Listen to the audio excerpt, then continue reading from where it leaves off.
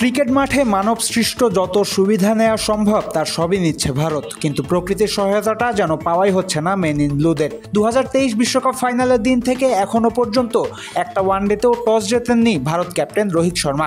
সংখ্যার হিসেবে মঙ্গলবার টানা 14তম ওয়ানডেতে টস হেরেছেন ভারত ক্যাপ্টেন। ফলে চ্যাম্পিয়ন্স ট্রফির প্রথম সেমিফাইনালে টস জিতে আগে ব্যাটিং করার সিদ্ধান্ত নেয় Australian captain Steven Smith.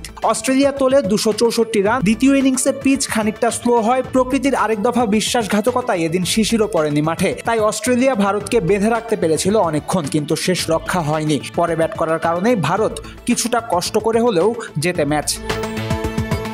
Matthew শটের ইনজুরিতে Australia স্কোয়াডে ডাক পড়েছিল কুপার কনলির। শটের মতোই কনলি স্পিনও করতে পারেন, তাই জেক ফ্রেজার ম্যাকগার্কের লোভ সামলিয়ে অজিরা ওপেনিং করতে পাঠায় কনলিকে। কিন্তু একদমই ভুলে যাওয়ার মতো মিনিট 10 পিচে কাটিয়ে 9 বলে 0 রান করে ফিরেছেন কনলি। অন্যদিকে ভারতের জমে পরিণত হওয়া ট্রাভিস হেড ঠিকই ভারত সমর্থকদের ভয়ের জগতে হানা দিয়েছিলেন। হঠাৎই হাত খুলে মারতে শুরু করেন হেড। 5-4 আর 2-6 হেড পৌঁছে গেছিলেন 32 বলে 39 রানে। কিন্তু তখনই দৃশ্যপটে আগমন ঘটে ভারুণ চক্রবর্তীর। হেডকে করা নিজের দ্বিতীয় বলেই আউট করেন ভারুণ। ছক্কা মারতে গিয়ে শুভমান গিলের হাতে ধরা পড়েন বিশ্বকাপ ফাইনাল হিরো।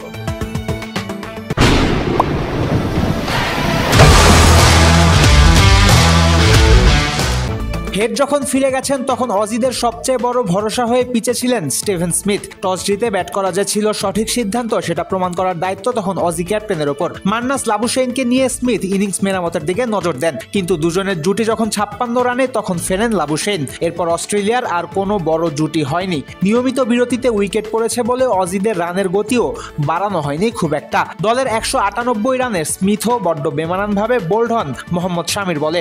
শেষ পর্যন্ত 264 রানে 3 বল বাকি থাকতে অল আউট হয় অজিরা। ভালো ফর্ম বজায় রেখে অজিদের হয়ে দ্বিতীয় সর্বোচ্চ 61 রান করেন উইকেট কিপার ব্যাটার অ্যালেক্স ক্যারে। ভারতের হয়ে 48 রানে 3 উইকেট নেন শামি। রবীন্দ্র জাদেজা এবং ভারুণ নেন 2টা করে উইকেট। 265 রানের টার্গেট ভারতের জন্য কঠিন না হলেও খুব একটা সহজ ছিল না। প্রথম 10 ওভার বেশ গুরুত্বপূর্ণ ছিল ভারতের জন্য। ক্যাপ্টেন রোহিত শর্মা এদিনও ঝড়ো শুরু করার মুডে ছিলেন, কিন্তু ইনিংসের 5ম ওভারে বেন ডারউইশের বলে বোল্ড হন ভাইস ক্যাপ্টেন শুভমান গিল। সেমিফাইনালে গিলের সংগ্রহ 11 বলে 8। এদিকে গিল আউট হলেও রোহিত পাচ্ছিলেন ভাগ্যের সর্বোচ্চ সহায়তা। কুপার কনলি তুলনামূলক সহজ এবং লাবুশেইন রোহিতের একটা কঠিন ক্যাচ ছেড়েছেন, কিন্তু এরপরও বেশি দূর যেতে পারেননি ক্যাপ্টেন। পাপের প্রায়শ্চিত্ত করে রোহিতকে লেগ বিফোরের ফাঁদে ফেলেন কনলি। পাওয়ার প্লের ভেতর 2 উইকেট হারানোর পর চমৎকার জুটি করেন বিরাট কোহলি এবং শ্রেয়াস আইয়ার। রিকোয়ার্ড রেটের সাথে তাল মিলিয়ে দুজনে 91 রানের জুটি করেন, কিন্তু 50-র চেয়ে 5 রান দূরে অ্যাডাম জাম্পার বলে বোল্ড হয়ে প্যাভিলিয়নে ফেরেন আইয়ার।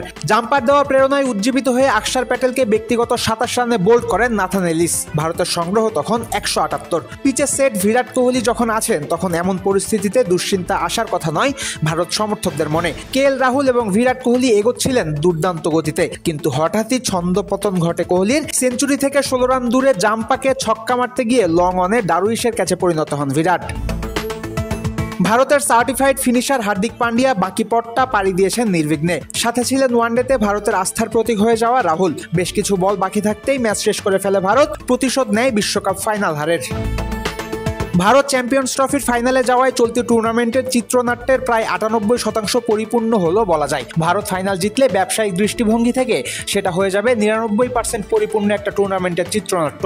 পাকিস্তান ফাইনালে গেলেই অঙ্কটা হয়ে যেত 100%, কিন্তু স্বাগতিকরা সেই আশা পূরণ করতে পারেনি। এখন দেখার অপেক্ষা সবুজ জার্সির আরেক দল দক্ষিণ আফ্রিকা ফাইনালে আসে নাকি আসে আইসিসি টুর্নামেন্টে ভারতের জুজু নিউজিল্যান্ড। ফয়সাল হাবিব, ক্রিক ফ্রেন্ডজি।